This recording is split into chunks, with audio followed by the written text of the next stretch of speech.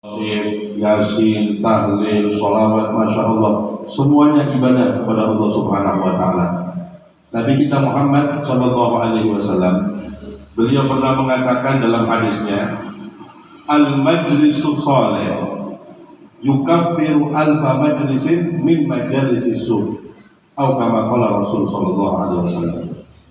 Hadir majlis yang baik, tentunya yang di dalamnya kita berzikir kepada Allah, di dalamnya kita bersolawat kepada Nabi, di dalamnya kita mengkaji syariat Nabi. Nabi mengatakan dengan hadirnya kita di majelis seperti itu dapat melebur hadirnya kita, duduknya kita di majelis-majelis yang melupakan kita kepada Allah Subhanahu Wa Taala 1000 majelis. Satu kali kita hadir majelis semacam ini bisa melebur 1000 majelis yang di dalamnya kita bermaksiat kepada Allah Subhanahu Wa Taala. Oleh karenanya beruntung Pak Bu, orang yang istiqomah menghadiri majelis-majelis semacam ini, kumpul dengan para ustaz, para ulama, kumpul dengan orang-orang soleh, maka insya Allah kita bisa menjadi soleh. Amin. Allahumma. Wasiat Luqman Al-Hakim. Luqman Al-Hakim bukan nabi, bukan rasul.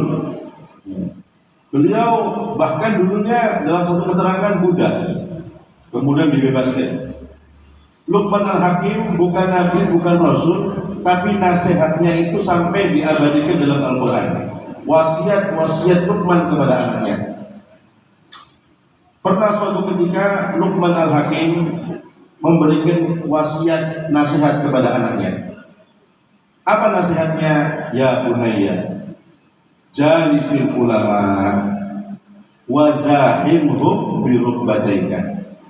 Wahai anakku, duduk kamu dengan ulama. Tidak cukup duduk tak Pak Bu. Wa zahimhum bi rukbataika. Mendekatlah kamu dengan ulama sedekat mungkin. Duduk dengan ulama, kalau duduk cari tempat yang paling dekat dengan ulama. Itu nasihat Luqman kepada anaknya. Kenapa? Fa innallaha yuhyil quluba bi nuril hikmah kama yuhyil ardha bi wabil sama. Karena wahai anakku, Allah Subhanahu Wa Taala itu menghidupkan hati-hati manusia dengan cahaya ilmu, sebagaimana Allah menghidupkan, menyuburkan bumi dengan tetesan-tetesan hujan. Demikianlah para hadirin rahimakumullah. Hati kita itu akan hidup kalau kita sering istiqomah hadir majelis semacam ini. Diisi dengan ilmu, diisi dengan nikmat, diisi dengan zikir, maka baru hati kita itu bisa hidup. Belum tadi baca Yasin, ada Al-Quran yang kita baca. Ini majelis yang bisa menghidupkan hati kita. Bahkan dalam keterangan yang lain, Rasulullah SAW beliau pernah mengatakan, innal quluba la tasda' kama yasda'ul hadid. Nabi mengatakan sesungguhnya hati manusia itu bisa berkarat sebagaimana besi berkarat. Kalau besi karatan dicir lah karat. Lah kalau hati bagaimana? Sehingga para sahabat bertanya kepada Rasulullah, ya Rasulullah, bagaimana caranya bisa menghilangkan karat-karatnya hati itu? Maka Rasulullah SAW beliau mengatakan, zikrul maut wa qiraatul Quran wa tilawatul Quran. Perbanyak untuk mengingat kematian dan sering-sering baca Quran. Di majelis ini Al-Quran wonten, zikir wonten, ngaji wonten, sholawatan wonten. Ini menunjukkan kemuliaan bagi orang-orang yang menghadiri majelis tersebut. Mudah-mudahan kita termasuk orang-orang istiqomah. Amin. Amin. Allahumma. Amin. Kenapa Pak Bu? Kalau hati ini yang karatan, hati ini mati, ini lebih bahaya. Kalau hati manusia itu berkarat, hati manusia itu sakit, lebih parah daripada tubuh kita yang sakit, Pak. Bahaya. Kalau tubuh manusia ini sakit, penyakitnya bisa hilang. Kalau nggak sekarang, ya nanti. Manusia mungkin kena penyakit, waliyadzubillah, mudah-mudahan itu dijauhkan. kena penyakit stroke umpamanya, diobati mungkin bisa sembuh, tidak sembuh mungkin ke profesor yang ahlinya, sembuh, masih tidak sembuh, tidak hilang penyakitnya, intenono untuk nikmati lah hilang penyakitnya. Iya. Pasti hilang. Kalau nggak di dunia ya bebas mati. Tak mungkin Pak di kuburan orang stroke itu mati. Tidak mungkin. Orang kena penyakit apapun, ya, apa namanya rematik, ya, diobati di dunia mungkin hilang penyakit tubuh kita mungkin bisa hilang. Kalau tidak hilang kita nolak mati lah hilang dewi. Tidak mungkin Pak Umat di kuburan apa namanya itu umat ini rematik ini asam urat tidak mungkin Pak. Jadi penyakit jasmani kita ini bisa hilang di dunia. Nek nggak hilang, ya nek mati melok hilang penyakit. Ya kan gitu ya. Tapi kalau penyakit hati nggak bisa hilang, Pak.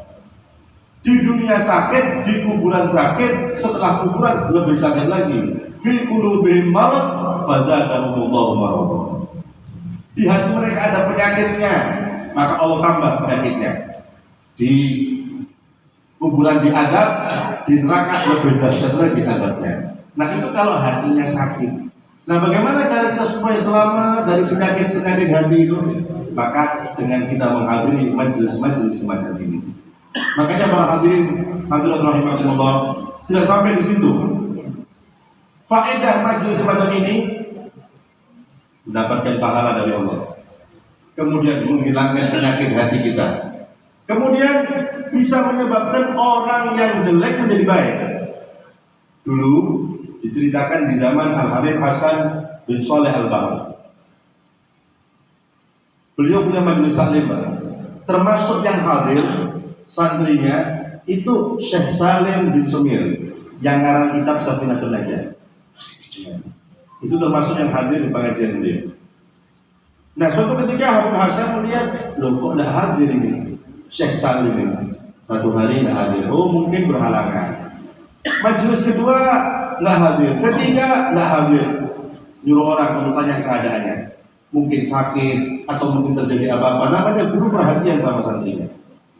Ternyata ketika orang menyampaikan kepada Syekh Salim, jenengan dicari sama Habib Hasan, dikira jenengan sakit mungkin.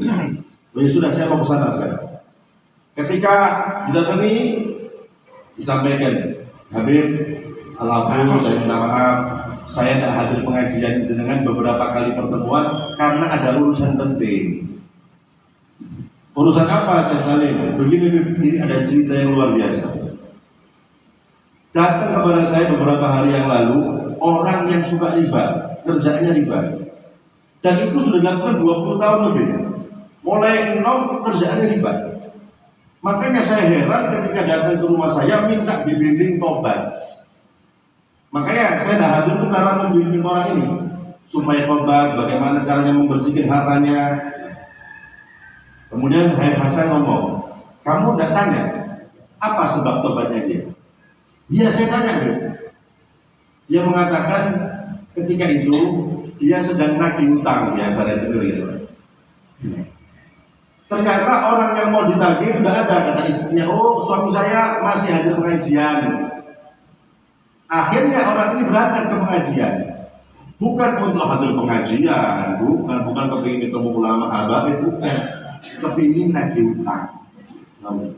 Ceritanya gitu, ditanya bisa, ditanya gurih hadir pengajian. Tujuannya bukan akhirat, dunia dan haram bisa riba. Nah, ketika sudah selesai pengajian, subhanallah, keluar pengajian kepingin tobat langsung. Berubah niatnya tadi itu yang kepingin mengambil daripada harta ribanya, berubah 100% kepingin tobat di jalan Allah Subhanahu wa taala. Itu kata orang yang riba itu. Lu bayangkan. Ya. Karena hadir pengajian padahal niatnya dunia, bahkan yang haram, bisa merubah orang menjadi orang ahli ibadah. Maka kata Habib Hasan ketika mendengarkan cerita itu, kamu tahu Syekh Salim, orang yang kamu ceritakan itu hadir pengajian di mana? Di pengajian saya sendiri.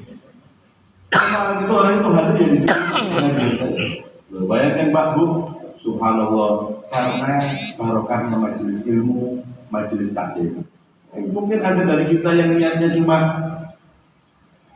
agi utang mungkin gitu ya, ketemu dengan malah mata takir gimana ya, atau mungkin berganti mungkin mau diundang Pak Pur enak gitu, mungkin tidak apa-apa, tetap dapat barokah ya.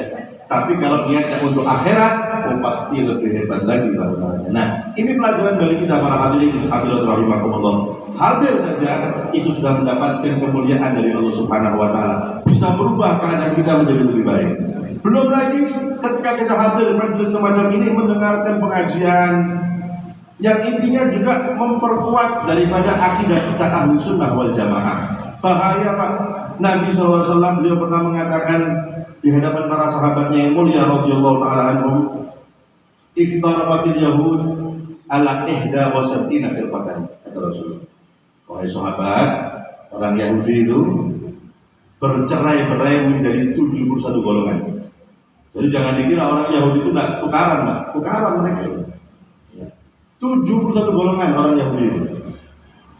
Waftaraqatin nasara ala 72 firqatan. Orang Nasrani sama, berpecah belah menjadi 72 golongan. Jadi Nasrani itu juga seperti itu, berpecah belah mereka. Kemudian apa kata Nabi Muhammad? Wasataftariqu hadhil ummah ala 73 firqatan. Dan umat ini kata Rasulullah akan bercerai-berai menjadi 73 golongan. Apa kata Nabi? Kullaha finnar, semuanya neraka kata Rasulullah. Semuanya, yang Yahudi 71, yang Nasrani 72, yang umat Nabi 73, semua di neraka. Illa firqatan wahidah, kecuali satu. Belum bayangkan Pak ya? Dari 73 golongan umat Nabi Muhammad SAW, oh golongan A, B, C, banyak macam-macam golongan, semua di neraka kecuali satu. Bingung sahabat tanya, yang satu sinten Kanjeng Nabi? Dijawab oleh Rasulullah SAW, ma'ana alaihi wa ashabi. Yang saya berjalan di situ dan sahabat-sahabatku berjalan di situ. Ulama semua bersepakat maksudnya itu adalah ahli sunnah wal jamaah. Itulah akidah ahli sunnah wal jamaah yang selamat nanti masuk ke dalam surganya Allah Subhanahu wa taala. Nah, kita nggak mungkin tahu Pak fitnah akidah-akidah bermacam-macam ini kecuali kita kumpul-kumpul seperti ini, memperkuat akidah kita ahli sunnah wal jamaah. Kalau nggak seperti ini, kita akan takut dengan akidah-akidah yang tidak jelas, yang nantinya waliyadzubillah bisa menjerumuskan kita ke dalam neraka. Oleh karena itu pentingnya kita hadir semacam ini memperkuat akidah kita ahli sunnah wal jamaah. Apalagi sudah jelas yang dikaji, yang dijelaskan, yang dipaparkan setiap Lailatul Ijma' Lailatul Istimewa adalah bagaimana memperkuat, memperkokoh akidah kita, yaitu akidah ahli sunnah wal jamaah. Para hadirin rahimakumullah, tadi sudah disampaikan oleh Ustaz Mahsun, anak-anak kita itu juga aset kita. Dulu ya, satu cerita kita ambil hikmah. Al-Habib Ali bin Muhammad Al-Habsyi, Shahibul Maulid. Beliau itu menceritakan saya dulu ini ketika tinggal di Mekah. Beliau kecilnya sempat tinggal di Mekah. Kalau ke masjid tidak sama ayah saya tidak boleh ke Masjidil Haram. Jadi setiap ke Masjidil Haram sama ayahnya dituntut. Padahal rumah saya, tempat tinggal saya tidak jauh dari Masjidil Haram. Tapi ketika abahnya itu tidak pergi ke masjid, mungkin udzur, beliau tidak boleh berangkat sendiri. Sehingga Habib Ali ini penasaran, Pak, Abah, kenapa saya kok tidak boleh ke masjid berangkat sendiri? Apa kata ayahnya? Nak, saya takut nanti di tengah perjalanan kamu melihat sesuatu yang bisa merubah keyakinanmu, bisa merubah pendidikanmu. Loh, ini ke masjid tuh Pak, masjid Haram itu. Kalau sama saya, kamu saya didik, saya awasi kamu. Tapi takutnya nanti di dalam perjalanan, kalau di masjid nyaman, di perjalanan itu saya takut kamu melihat sesuatu yang bisa menghilangkan pendidikan yang aku berikan kepadamu. Lo bayangin, lo apalagi nanti di sekolah yang lain. Nah itu pentingnya kita memberikan pendidikan kepada anak-anak kita dengan pendidikan yang baik, dimasukkan ke lembaga-lembaga yang baik, yang jelas ahli sunnah wal jamaah, supaya selamat anak kita. Selamat di dunia, selamat pasti di akhirat. Oleh karena itu, ulama mengatakan barang siapa ahmala auladahu fi sighar dha'a fil kibar. Yang maknanya seperti itu. Barang siapa yang meremehkan, menggampangkan pendidikan anaknya di waktu kecil, sekolah wae gampang sama kowe, ya. Seperti nanti anak itu kata ulama ketika sudah besar hilang dari kita. Tak kenal kita, kurang ajar sama kita. Kenapa? Salah kita. Ketika masih kecil tidak kita berikan pendidikan yang baik itu anaknya. Oleh karena itu termasuk langkah kita itu dimasukkan ke lembaga-lembaga yang baik. Itu langkah, berarti orang tua selangkah ingin memberikan pendidikan yang baik untuk anaknya dengan dimasukkan ke lembaga-lembaga yang baik.